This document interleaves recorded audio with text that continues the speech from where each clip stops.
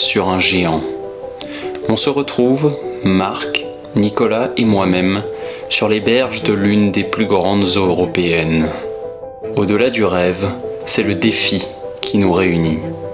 L'objectif est simple, capturer une carpe, peu importe la taille. Entre bonne ambiance et passion pour les grandes eaux, notre trinôme relève ce challenge et part pour 4 jours de pêche sur ces berges hostiles. Bienvenue en territoire landais.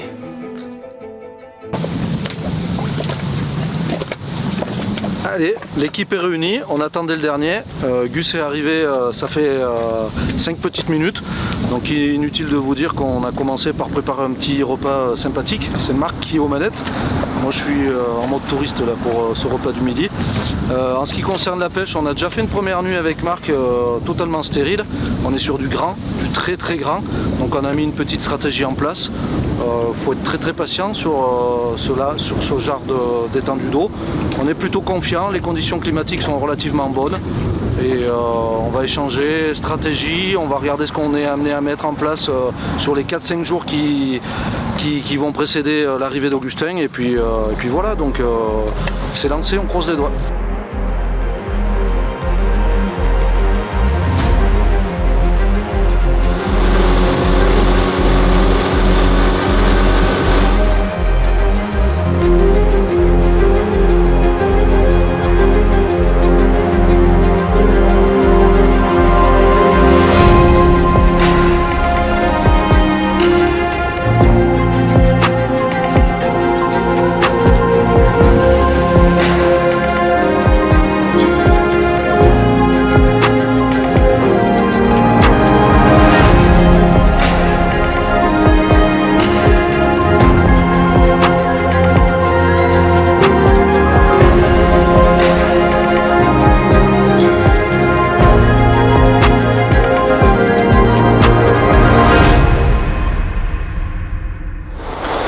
Premier menu, on fait des cœurs de canard avec des petites pommes de terre sautées dans la graisse de canard. C'est un peu une de mes spécialités, c'est vrai que je fais souvent ça avec Augustin et autres dans la team, mais je pense qu'on va se régaler.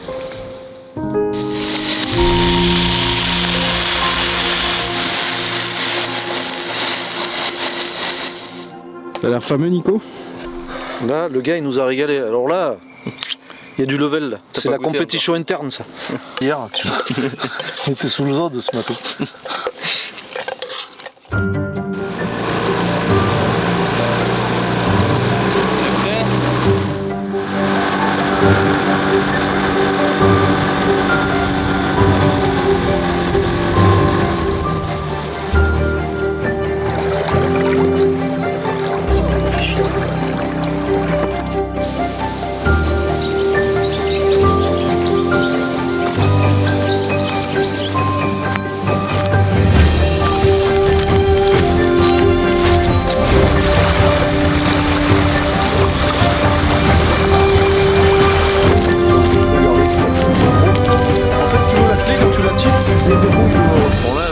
Avec les gars, on est en train de réfléchir pour un changement stratégique. Donc on a mis une pêche en place la nuit dernière qui s'est avérée stérile pour la première nuit. Il faut juste faire preuve de patience ou pas. Donc on est un petit peu entre guillemets le cul entre deux chaises. Mais pour pas perdre notre temps, on essaye déjà entre guillemets de gagner un coup d'avance. Donc ça veut dire gagner un coup d'avance, c'est éventuellement, potentiellement, regarder ce qu'on est amené à faire sur les 1, 2 ou 3 jours à venir. Donc là on fait un petit repérage. Donc on a un petit secteur où éventuellement on est amené à pêcher tous les 3. Donc là on a trouvé un spot plutôt intéressant. Donc on analyse, on va regarder un petit peu si ça bouge pas. Les coups qu'on avait amorcés, on les a passés un petit peu à la caméra, ça a été mangé mais pas trop. On a été voir d'autres spots sur l'autre côté du lac qui sont relativement bons à pêcher aussi. Donc esprit d'équipe, là on rentre, on débrief et on va essayer un petit peu, entre guillemets aussi, de tirer nos plans sur la comète sur les jours à venir. Voilà, c'est aussi ça la pêche en grand lac, c'est aussi ça l'esprit de partage, c'est débriefer ensemble, pêcher ensemble, se partager les départs quand il y en a et surtout adopter une stratégie commune. Qu'est-ce qu'on fout avec des Afrigame? Bon. Santé.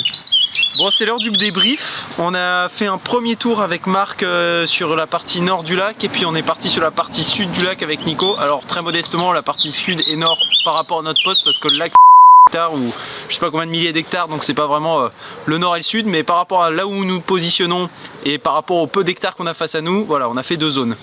Bilan, Marc, le nord, t'en as pensé quoi? Ouais, le nord c'était sympa. C'est vrai que contrairement à là où on est, on a vu quand même beaucoup plus de spots intéressants. Il y a des nénuphars, il y a des bateaux abandonnés, il y a des herbiers, il y a plein de choses à prospecter.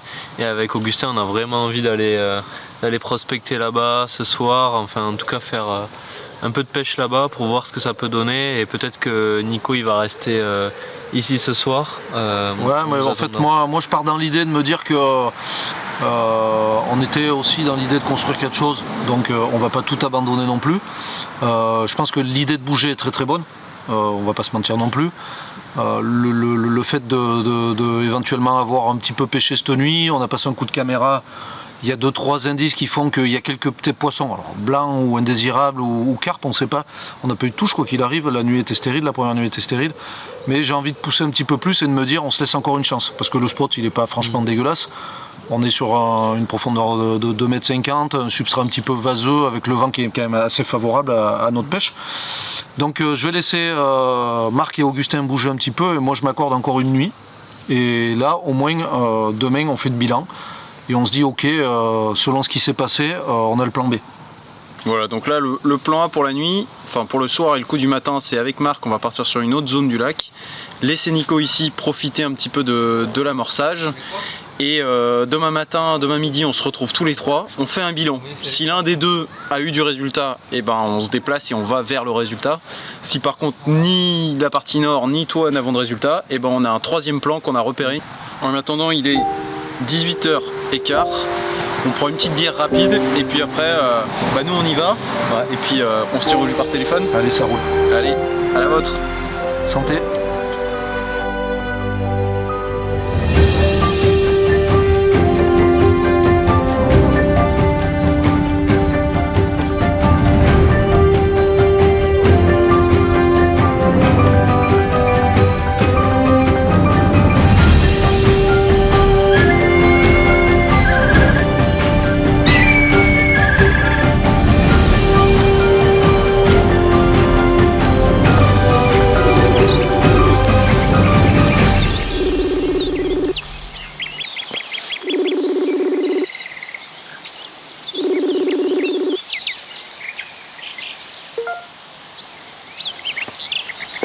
Oh Nico!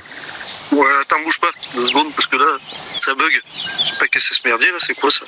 Participer. C'est qui ça? Hein? C'est quoi? J'ai un gros tas de merde au milieu de l'écran, moi là. Eh, devine quoi, Nico? On a fait un poisson? Devine. Mais t'es sérieux? Non, on est installé. Bon, c'est bien. Attends, commencer à partager. Qu'est-ce qu'il nous fait le papy là? Bon papy. J'ai un tas de trucs. Oh, j'ai un truc au milieu de l'écran là, c'est quoi ce bordel là? T'as pas des moustiques sur la gueule aussi? C'est Marc. Ah. Oh, ça piche. Et ça pêche chez toi? Ça pète?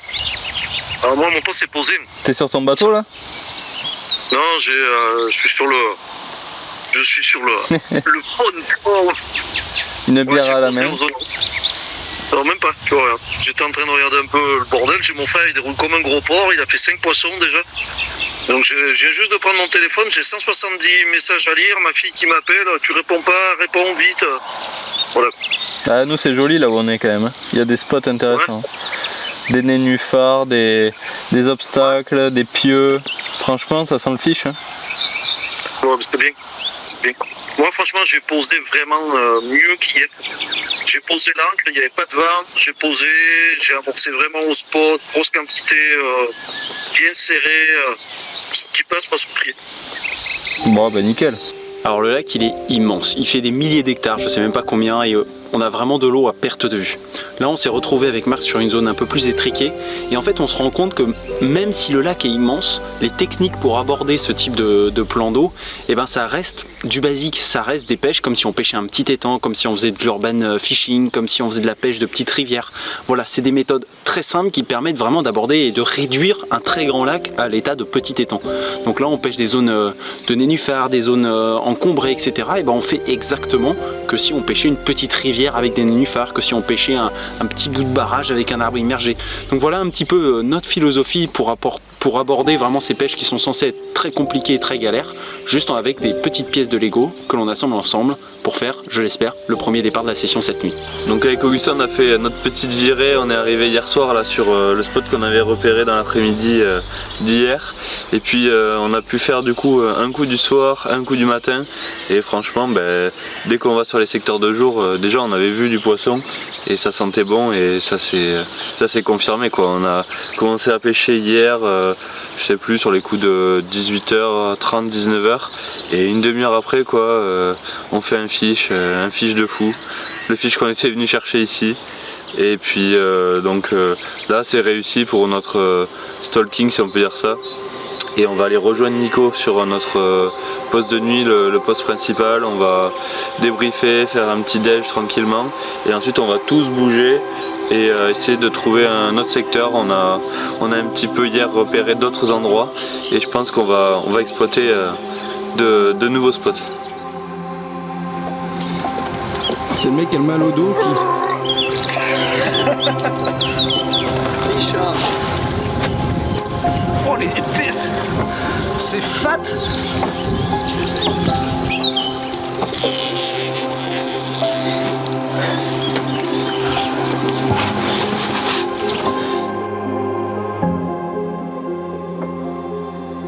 Oh, ça tourne. Ça tourne. Et le voilà le fiche qu'on était venu chercher. Allez les gars, Ouais. il est là. Là je pense qu'on est vraiment tombé sur le haut du panier. Bon, c'est coup de chance, mais comme quoi la persévérance, se déplacer, du stalking, du repérage, et ben ça n'a pas mis longtemps à payer. Regardez-moi, c'est nageoire de fou. C'est un poisson de l'espace. Waouh, ça c'est bon ça. Une tête, elle est massive. Magnifique. On va vite la remettre à l'eau parce qu'elle est, je pense, pleine d'œufs. Et si on veut avoir d'autres petites carpes dans 10-15 ans. Regardez-moi ça. Ah, ça force. C'est dur là. Ah, franchement, et puis un combat de fou là dans les nénuphars. On a eu un peu peur quand même avec Augustin. Fallait pas le perdre de toute façon.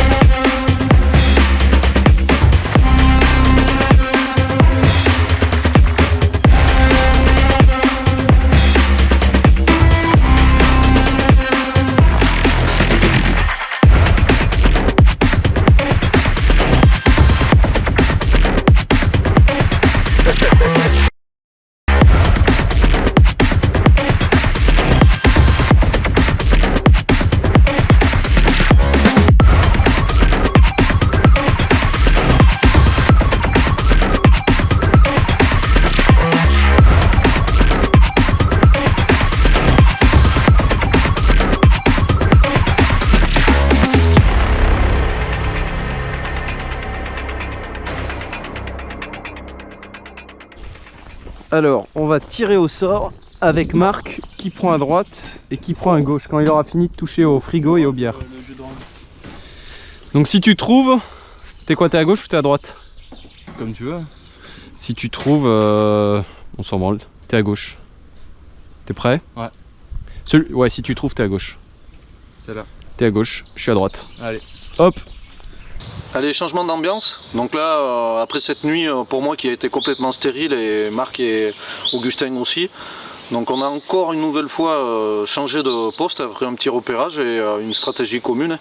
Donc là on est sur un poste qui est relativement beaucoup plus ouvert que ce qu'on a pu faire. On a réussi à mettre nos 3 jeux de canne. Et par contre on est sur quelque chose de complètement différent où on a des nénuphars, on va avoir une roselière. Moi je pêche un petit peu plus loin la grande eau, la pleine eau. Donc là on est encore sur quelque chose de différent dans ce grand lac mythique et on va bien voir. Hein. Donc là on a mis notre stratégie en place. Il est un petit peu plus de 13h30, on n'a pas encore mangé. Donc là on va commencer par boire un bon petit apéritif et puis on va laisser Augustin nous préparer son petit repas parce que c'est son tour. Et après on croise les doigts pour refaire tomber un gros poisson.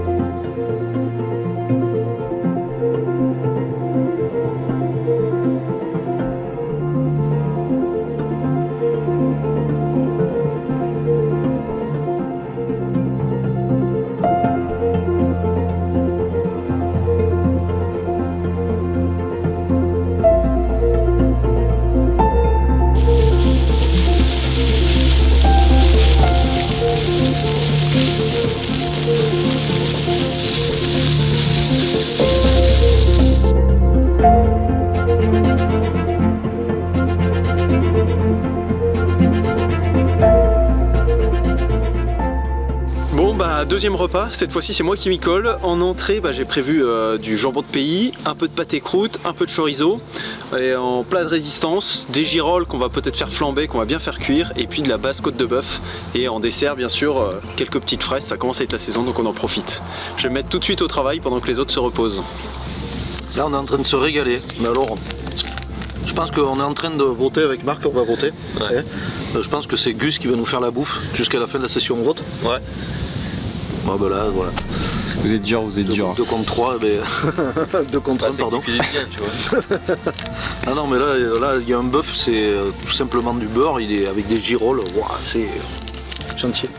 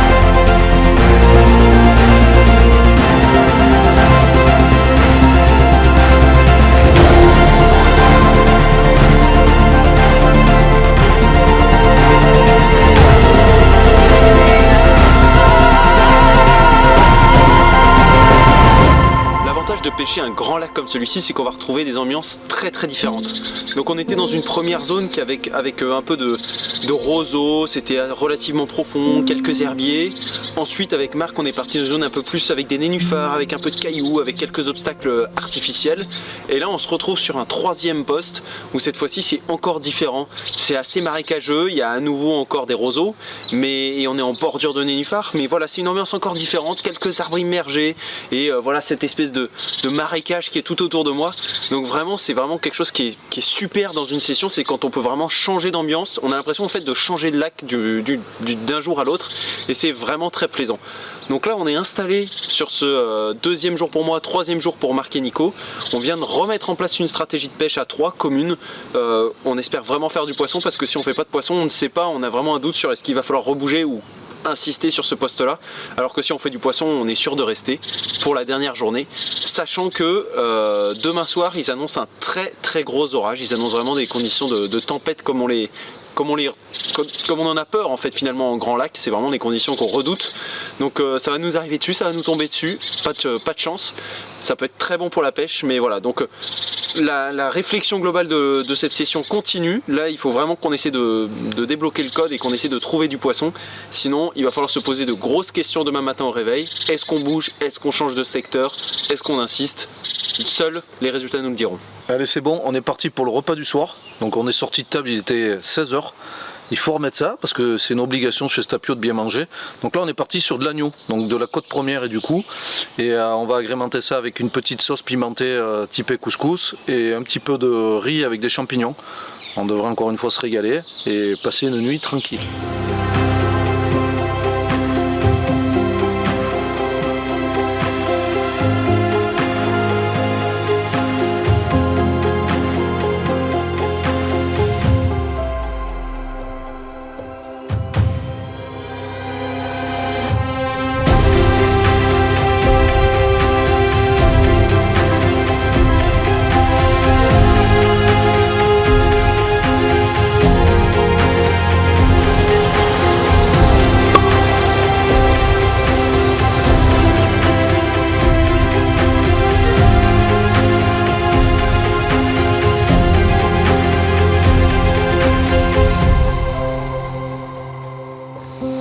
Traditionnel goudal de Stapio, encore une fois ça nous a porté chance, hein, donc on continue. De toute façon avec Augustin à chaque fois on s'en fait une ou deux, et puis vu qu'à chaque fois ça fonctionne, on continue, hein.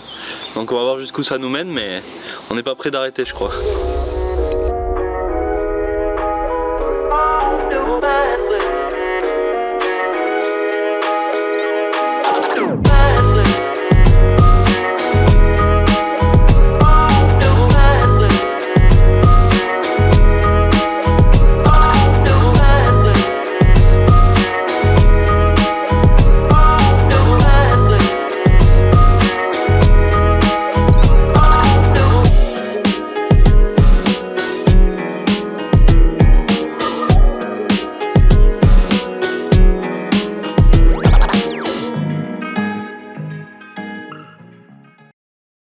Allez, coup du soir et coup du matin de bonheur complètement stérile. Donc là on est en train de regarder pour éventuellement bouger.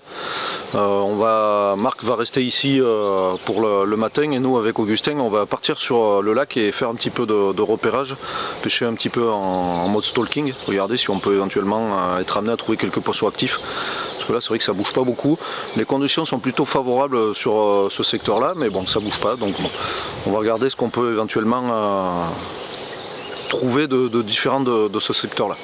Bon, moi je suis prêt à partir pour la session de stalking depuis bien 20-30 minutes. Nico est encore en train de peaufiner ses installations de son petit confort, mais j'espère que d'ici 5-10 minutes on pourra enfin partir. On va aller dans une zone très différente, a priori portuaire, où j'espère trouver des poissons qui vont être en maraude et qui seraient un peu localisés dans ce coin là. L'objectif, je le dis pas à Nico, c'est qu'on ne s'arrête pas tant qu'on n'a pas vu de poisson. Je sais que lui, que dès qu'il va trouver une plage de sable fin, il va me convaincre que c'est le bon endroit pour s'installer. Moi je veux surtout pas craquer et le forcer et aller vraiment sur un poste, même si c'est un poste de chamois, où il y a du poisson. En attendant, Marc reste ici, il surveille les cannes qui restent et puis surtout il va préparer le campement pour la soirée qui s'annonce électrique.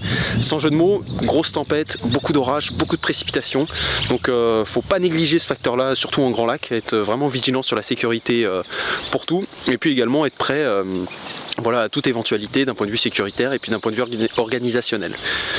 Cette grosse tempête, on l'attend aussi avec impatience parce qu'on sait que c'est là où les poissons vont peut-être se déplacer et se mettre en appétit. Donc un peu d'anxiété par rapport à la sécurité, mais beaucoup d'expectatives par rapport au résultat d'un point de vue pêche.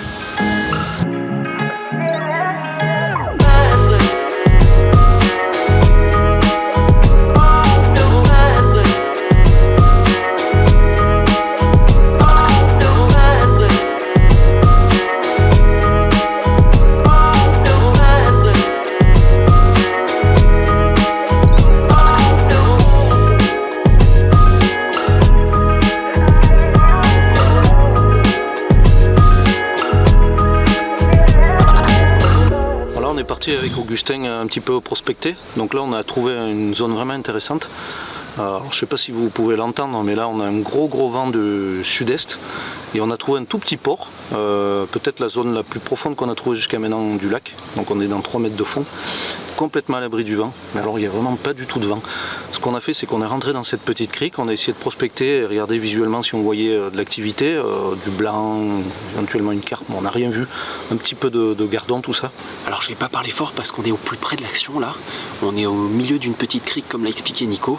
On a pu mettre voilà 3 petites cannes un peu vicieuses tout autour du bateau, c'est super pratique d'être sur un bateau comme ça, on a mis les 2 ancres, on est stabilisé et donc on va pêcher des petits herbiers, un petit peu on va dire de la pleine eau, je veux dire au milieu, c'est parce que on a 3 cannes donc on met les 3 cannes, mais c'est vraiment une petite pêche de stalking comme ça. Le seul défaut c'est qu'on n'a pas vu de poisson, on a eu beau vraiment chercher, l'eau est quand même vachement trouble donc c'est compliqué de voir quoi que ce soit. On a posé une petite caméra pour regarder vraiment les herbiers qu'on pouvait avoir sur le fond. On a posé une canne et puis voilà, on va essayer de gratter un poisson de passage ou vraiment de tenue. On ne sait pas trop comment les poissons sont amenés à réagir ici. Et par contre c'est vrai que c'est des conditions complètement différentes de ce qu'on peut avoir sur le reste du lac. On retrouve vraiment des roseaux, de la profondeur, un substrat un petit peu plus mou et le calme. On est vraiment au calme et je pense que même que la température de l'eau, je n'ai pas regardé, on est à 19 degrés, donc on a plus d'1 degré supplémentaire par rapport à l'autre côté, donc on va attendre. Mais là c'est vraiment une pêche de stalking, vraiment de la chasse aux poissons, donc c'est ce qu'on aime aussi. Et donc là on a mis 3 cannes, Nico a mis une petite pop-up, moi j'ai mis une petite bouillette de vin et une canne avec 2 noix tigrées et quelques grains de maïs. Donc c'est vraiment un amorçage et pêche minimaliste et on espère pourquoi pas aller voler un petit poisson de cette petite crique.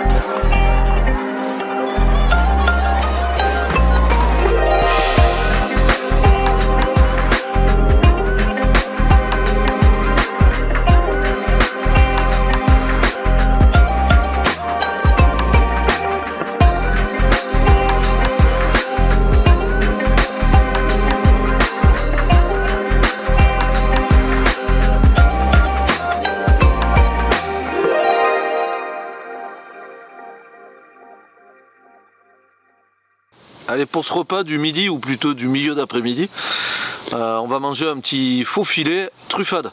Donc on déplace le Cantal dans le sud-ouest, parce qu'il n'y a pas que le canard dans ma vie.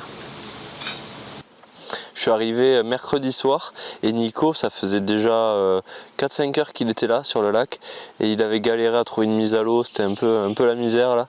Et je me suis dit bon ben là il doit être chaud, il a dû poser ses lignes, enfin tout doit être prêt. Et puis en fait non, ben Nico il était là, il avait monté son petit campement, il était content, il avait mis son biwi, dedans il a mis son petit bed-chair, rangé ses petites affaires. C'était vraiment le confort avant tout. Et ça s'est répété ce matin, on a bien rigolé avec Augustin. On charge tout sur les bateaux, on change de poste, on débarque, on commence à tout sortir, à tout poser. On commence avec Augustin à monter nos lignes, à écher nos appâts. Et puis là, on se retourne et qui c'est qu'on voit en train de monter son biwi à nouveau? Nico. Grand sourire, il avait monté son biwi, mis son petit bed, vraiment le confort optimal, alors que nous on était vraiment focus, on voulait aller sur l'eau pour trouver des spots quoi.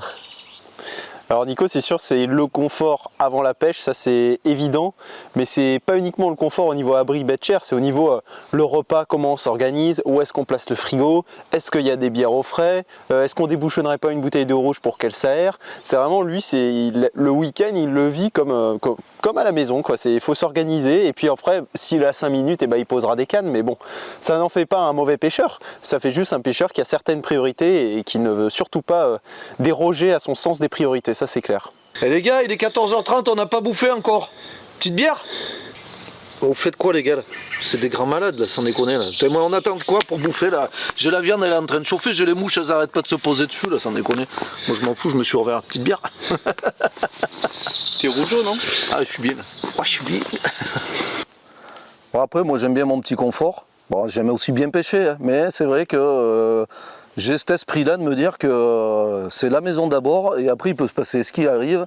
Moi, j'ai mon petit confort, mon bed, mon abri, il peut arriver un orage ou quoi que ce soit, tout est rentré et après je mets ma pêche en place. Mais au moins, on ne peut pas me reprocher ça. Et il serait peut-être bien content de venir s'abriter sous mon abri s'il faisait un petit orage.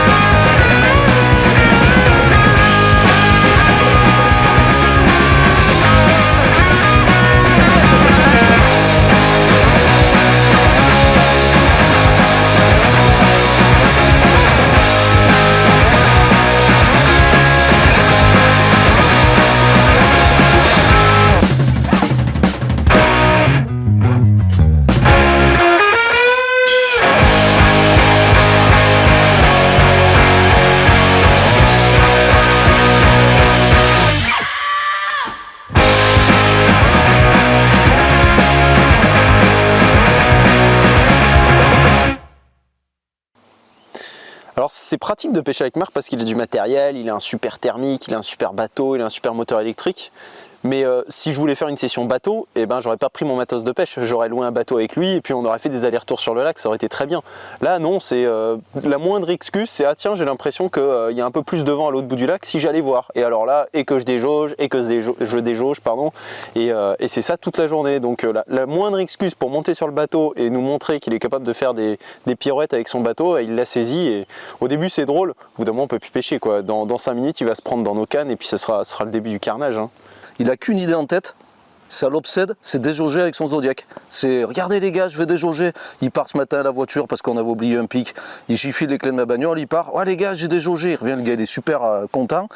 Sauf que du coup, on n'avait pas de machette pour couper 2-3 conneries. Et il me dit, mais Nico, t'as ta machette? J'y redonne les clés de la voiture. Ouais les gars, c'est trop bien, je suis parti 2 minutes, j'ai déjaugé. Le gars, il est obsédé par ça. Il se met dans son zode, il se met à plat. Fond de cale et allez il déjauge et là il est content, il revient, le gars il est au paradis quand il déjauge, là c'est vraiment le top pour lui. Bon c'est vrai que ce matin j'ai fait 2-3 allers-retours, mais ce qu'ils ne disent pas Augustin et Nico, c'est qu'en fait ils étaient bien contents parce qu'eux aussi ils avaient oublié des affaires.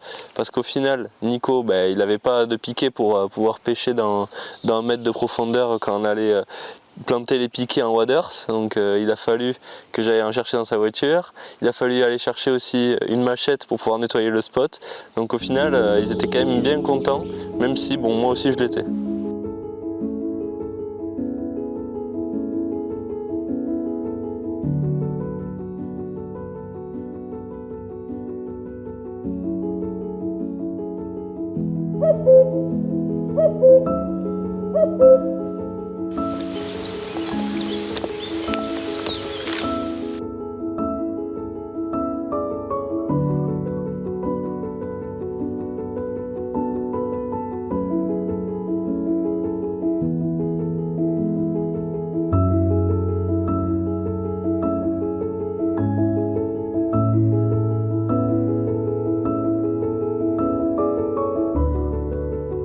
Alors là, quand il fait un temps comme ça, il pleut, il faut trouver un peu de réconfort.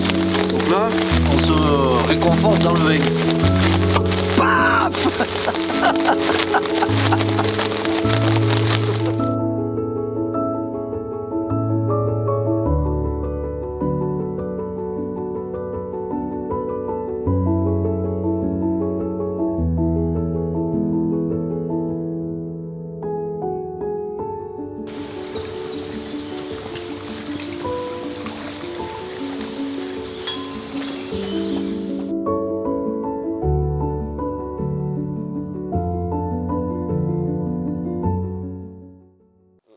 Bon, on a Nico qui aime bien son confort et qui aime bien amener pas mal de choses au bord de l'eau, mais à contrario, il y a quand même Augustin qui a une sacrée bougeotte. À peine on s'installe, le mec il veut déjà aller prospecter, aller changer de spot, faire du stalking, on n'arrête pas.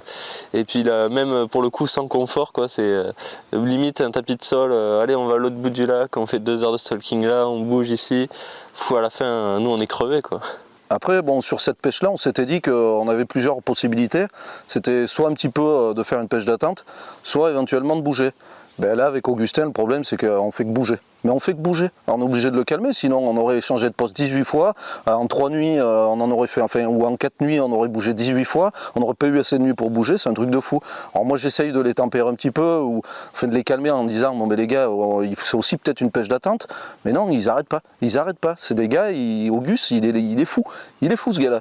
On n'est pas là qu'il faut déjà aller voir là-bas. On n'est pas arrivé là-bas qu'il faut déjà aller là-bas. Hier, on a fait que ça. On prospecte. Moi, putain, au bout d'un moment, j'ai envie de me poser tranquillou, faire une petite sieste, mais ils me laissent pas de répit ces gars-là, ils sont complètement fous, il n'y a pas de pitié pour les anciens. Bah, c'est vrai que j'aime bien changer de poste régulièrement, essayer de traquer les poissons, les trouver et être hyper actif. Mais en fait c'est très bien, mais le problème c'est que je me suis rendu compte hier que j'ai passé la journée à chercher, mais j'ai pas mis une canne à l'eau. Donc en fait j'ai perdu quasiment une journée de pêche sans avoir mis les cannes à l'eau. Donc ça fait du bien parfois d'avoir l'ancien qui me rappelle que ce serait bien de se poser et puis de pêcher, mais c'est vrai que ouais, c'est plus fort que moi, il faut que j'aille voir de l'autre côté, Et puis comme on a un super bateau avec Marc, ça donne envie quand même d'aller voir plus loin, hein, c'est vrai.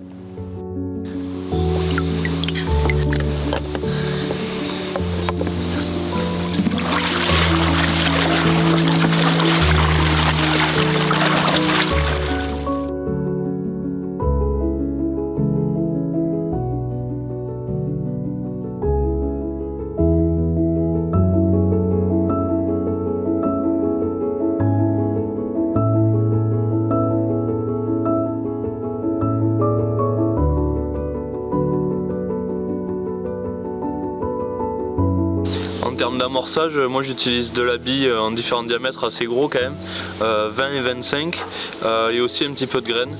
Donc pour les billes, vu qu'on savait pas trop en fait si on allait en envoyer beaucoup, si on allait faire des grandes zones, si on allait pêcher au spot, j'ai pris quand même une certaine quantité d'appât et je les ai pris donc chez Tom Baits.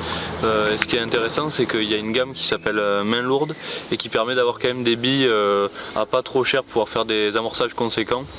Parce que même si jusqu'à maintenant on a privilégié quand même la pêche en spot, en tout cas Augustin et moi, c'est possible aussi de faire des amorçages un peu plus grands, un peu plus conséquents, voire aller amorcer des secteurs en amont.